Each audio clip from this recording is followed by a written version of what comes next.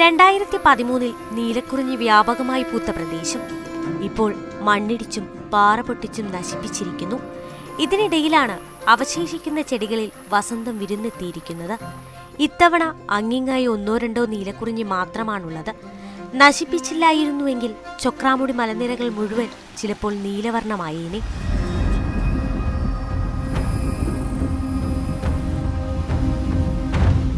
ഇരവികുളം ദേശീയോദ്യാനം പോലെ വരയാടുകളും നീലക്കുറിഞ്ഞിയും ഉൾപ്പെടെ ജൈവ വൈവിധ്യങ്ങളുള്ള മേഖല ഇടിച്ചു നിരത്തിയത് റവന്യൂ ഉദ്യോഗസ്ഥരുടെ പിന്തുണയോടെയാണ്. ടൂറിസ്റ്റ് ഡിപ്പാർട്ട്മെന്റും ടൂറിസ്റ്റ് മന്ത്രി മുഹമ്മദ് റിയാസ് വരെ ഈ സ്ഥലം വന്ന് കാണുക ചൊക്രമുടി. ഇല്ലെങ്കിൽ ഈ സ്ഥലത്തിലെ ഉരുള് പൊട്ടിക്കഴിഞ്ഞാൽ ഈ ചൊക്രമുടി മല ഉണ്ടാകില്ല. സംരക്ഷിത സസ്യവിഭാഗത്തിൽപ്പെടുന്നതാണ് നീലക്കുറിഞ്ഞി. അത് നശിപ്പിക്കുന്നവർക്കെതിരെ 3 വർഷം മുതൽ 7 വർഷം വരെ ശിക്ഷയും പിഴയും ലഭിക്കാവുന്നതാണ്. എന്നാൽ ഇതിനെതിരെ നടപടിയുണ്ടായിട്ടില്ല.